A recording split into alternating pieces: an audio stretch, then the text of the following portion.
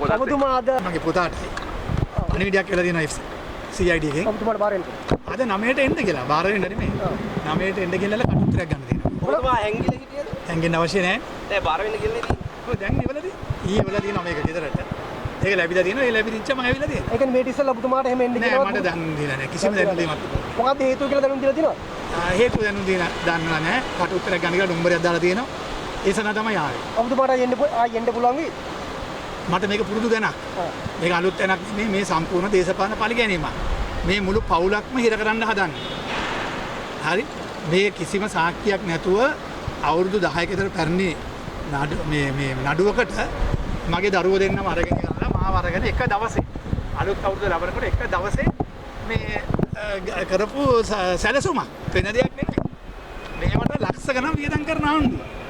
මේ මඩ ගහන්න කිසිම වරදක් කළා නැහැ. මගේ දරුවෝ දෙන්නත් වරදක් කළා නැහැ. මම වරදක් කළත් නැහැ.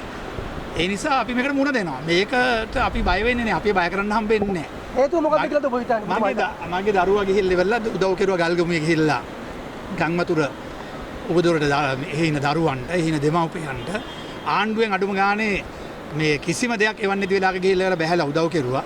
එහි ඉන්නේ සංවිධායක කවුද කියලා දන්නවනේ. කවුද ඒක ඇමති? ඒ පොලිස් ඇමති ඉන්නේ ගල්ගමුවේ. ඒ හින්දා තමයි මේ පරිගැනීම කරන්නේ. ඉතින් මේකට අපි බය වෙන්නේ නැහැ. මේකට අපි මුණ දෙනවා. අපි බලාපොරොත්තු වෙනවා යුක්තිය සාධාරණත්වයට ඉටු වෙයි කියලා. මේකට අපි මුණ දෙනවා. අයියා ඔබතුමාගේ පරිගන්න මොකද්ද? මොකක්ද පැරලියක් වෙන්න තිබ්බා. ඒ නිසා කියලා කියනවාද ඒකද? මන් දන්නේ නැහැ. මාව ඉතින් කොහොමද ඉලක්ක කරගෙන තියෙන්නේ? හේතු අහන්න ඕනේ ඒගොල්ලන්ගේ කියලා. ඒගොල්ලන් මොනවද ප්‍රශ්නයක් ඇතිනේ? ඒගොල්ලන් මොනවද ප්‍රශ්නයක් ඇතිනේ? ඔබතුමා දන්නවනේ ප්‍රශ්නේ. ප්‍රශ්නේ ඔයගොල්ලොත් දන්නවනේ. මේකට මුණ දෙමු. එහෙනම් බොහොම ස්තුතියි ආවට. ඔයගොල්ලන්ට නිවුස් තියෙනවනේ.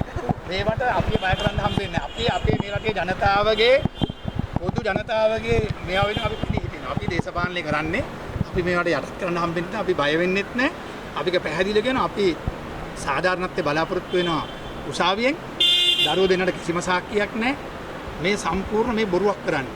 හරියට ජනවාරි 31 වෙනිදා එක පවුලක් අත්අඩංගුවට ගත්තා කියලා වෙලා මේ දාන්න හදපු අවුරුදු 10ක පැරණි කිසිම සාක්කියක් නැති දෙයකට තමයි අපිට මේ කරදර. ඒ වගේම පෙන්ෂන් එකක් දැති කරන්න ගැසට් එකක් දාලා තියෙනවා. ඒ වගේ කමන්නේ. ඒ වගේ ඒක ප්‍රශ්න නෙමෙයි. ඒවා ප්‍රශ්න මහින්ද මහත්මයා ගෙදර යවපු එක මේ පෙන්ෂන් නැති කරපුවම මොකද වෙන්නේ? දැන් ඔබතුමා එන්න බලාපොරොත්තු වෙනද යන්නේ? මම එන්නත් බලාපොරොත්තු වෙන ඇතුළෙත් ඉන්න මගේ ඒක මට ඒක ප්‍රශ්නයක් නෙමෙයි. ඒවට ඒ එන්නද යන්නේ නැත්ද කියන එක ඔයගොල්ලෝ දන්නවනේ වෙනදී.